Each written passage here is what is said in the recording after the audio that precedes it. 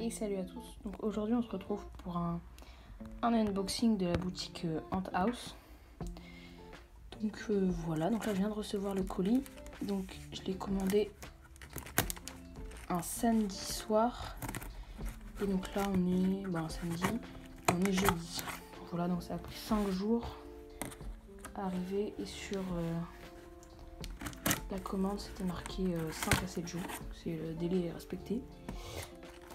Et donc ça a été plutôt rapide, hein, sachant que ça vient du sud de l'Espagne et que moi je... dans le sud de la France, dans le nord de la France, pardon. Donc ça vient du sud de l'Espagne et moi je suis dans le nord de la France. Ça fait toute la France et toute l'Espagne. Donc pour en 5 jours c'est plutôt pas mal. Donc voilà, donc en fait je vais principalement commander du matériel pour quelqu'un qui veut débuter, à qui j'offre le matériel et il y a une nouvelle espèce pour moi, donc je sais pas si vous savez, mais la boutique Ant House offre une espèce à chaque commande normalement. Donc voilà, elle est là, donc je vous montrerai juste après, donc on la voit, elle est juste là. Donc un petit tuyau, ensuite il y a un pactage avec tout y compris espèces. Ça je vous montrerai juste après. Ça, qu'est-ce que c'est? Ça c'est les tubes. Ça dégage. Ça c'est les tubes. Les tubes en verre. Si je ne dis pas de bêtises, je vais reprendre tout de suite, je vais juste prendre mon trépied, ce sera plus simple. Donc voilà, on se retrouve. Là j'ai pris mon trépied. Petit tube, on va dire 8 mm, je crois, le diamètre. Là c'est des tubes avec rien dedans, c'est juste des tubes en verre basique. Alors attendez.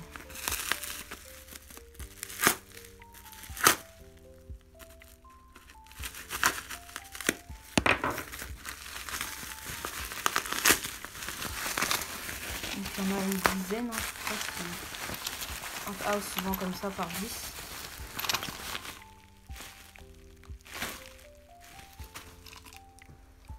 Bon bah petit problème, ils sont tout petits.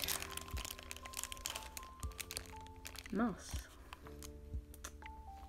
C'est pas très grave, ça va servir d'abreuvoir. Mince alors. C'est pas très grave, c'est un petit peu embêtant, ça reste pas très grave. Là, je vais ouvrir, je vous cache l'espèce. Peut-être l'avez-vous déjà vu. Je vais ouvrir ça et je vous reprends tout de suite. Et je vous montrerai l'espèce bien sûr en fin de vidéo.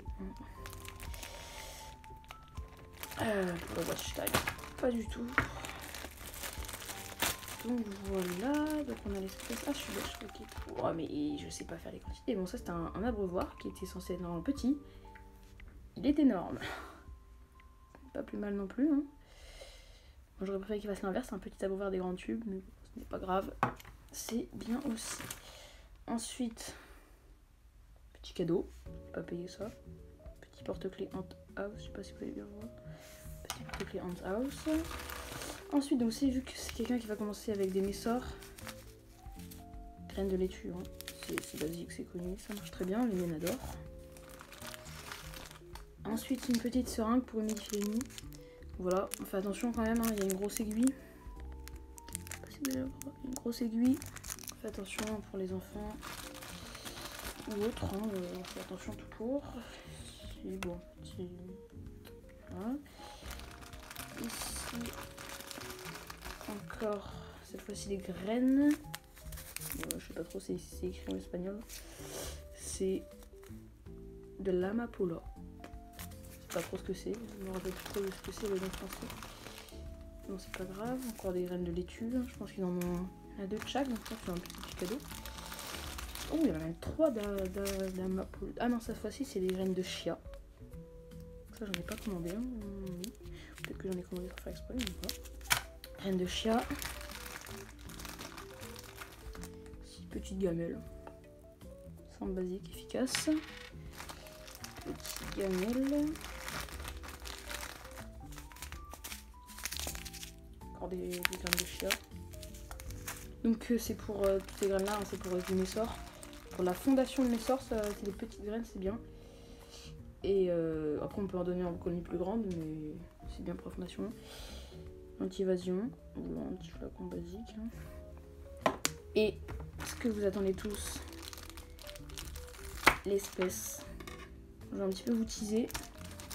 C'est une des plus grandes d'Europe. Et là vous êtes tous dit Camponotus liniperdus, n'est-ce pas? Faux. Camponotus herculeanus. Une des plus grandes d'Europe avec la liniperdus et la cruentatus. La reine est énorme et magnifique. Je sais pas si vous allez bien le voir, mais les pattes sont un peu rougeâtres. Je sais pas qu'on le voit bien. Et les ouvrières, on voit pas très bien, le tube est pas hyper transparent. Les ouvrières ont le thorax rouge. Et là, c'est on le voit bien, je pense. Thorax rouge et le corps noir. Donc il y a 3 ouvrières. Pas de couvain. On va voir ce que ça donne. Hein. Donc, voilà. Donc là je vais les passer en diapose dans pas longtemps. Normalement devait déjà y être. Bon, je vais les passer en diapose. Je vais peut-être les changer de tube avant. Je vais leur mettre un tube plus large. Et je vais les nourrir. Je vais peut-être leur mettre une aire de chasse même, puisqu'il y a déjà des ouvrières. Voilà, donc je trouve vraiment cette espèce magnifique. Je sais pas vous. Voilà, donc là je vais vous la montrer en macro. Et vous la verrez beaucoup mieux tout de suite. Donc voilà, on la voit mieux en macro. Il y a les 3 ouvrières juste là. Attends, je vais essayer de me caler, voilà. 3 ouvrières. La reine est vraiment énorme, hein. Je sais pas si on se rend compte. On doit ça par exemple. Ça c'est à côté de mon dos. On voit pas très bien le petit macro. Mais vraiment la reine est énorme, hein. Elle approche des 2 cm. Donc voilà. Donc elle se trouve plutôt sur le bassin méditerranéen, au sud de la France, Espagne, Grèce, nord de l'Afrique, des choses comme ça. Désolée, je sais pas si on entendait très bien. Donc voilà, donc ça fait des colonies, voilà, je pense que ça atteint plusieurs milliers d'ouvrières. Oh, ici on peut voir une ouvrière qui se nettoie. Donc ça atteint plusieurs milliers d'ouvrières, hein. C'est une très très belle espèce. Les ouvrières dépassent... Non, là c'est les premières, elles dépassent pas centimètre, mais je pense que plus tard elles doivent dépasser le centimètre. Et les majors peuvent, je pense, si je dis pas n'importe quoi, avoisiner la taille de la reine, hein. Ça fait vraiment des très très très grosses fourmis. C'est vraiment énorme là quand je compare avec mes myrmicas. La reine est plus petite que les ouvrières quand même, hein. C'est un truc de fou. Les ouvrières c'est quand même la première génération, hein, donc elles sont beaucoup plus petites. Donc voilà, j'espère que cette reine va repartir. Là je vais les nourrir et après dans quelques jours ils vont partir en diapose. Ça fait une diapose assez longue, hein. Normalement c'est de septembre à fin mars, non, début février, février-mars à peu près. En gros février-mars. Voilà, donc une diapose autour des 10 degrés. Donc une diapose très longue. Et je sais pas si c'est comme les liniperdus, si ça se développe que pendant quelques mois. Mais en tout cas, celle-là, faut vraiment bien les nourrir, hein, si vous voulez ça reparte. J'aimerais bien que la reine ponde, hein. Je sais pas si elle mange leur couvain pendant la diapose, on verra ça. Mais voilà, c'est vraiment une espèce magnifique, je trouve. J'ai beaucoup hésité entre celle-là et la cruentatus, mais je pense qu'en fait, en mars, je sais pas si vous connaissez, mais il y a la bourse de Mons. Et donc voilà, donc cette bourse je vais y aller. J'y suis déjà l'année dernière, je vous ferai une petite vidéo sur cette bourse là. Et donc je pense acheter une reine Camponotus cruentatus. Voilà. Donc voilà, donc je pense faire ça, donc voilà. Bon bah moi je vous dis à plus pour une prochaine vidéo. Allez, salut.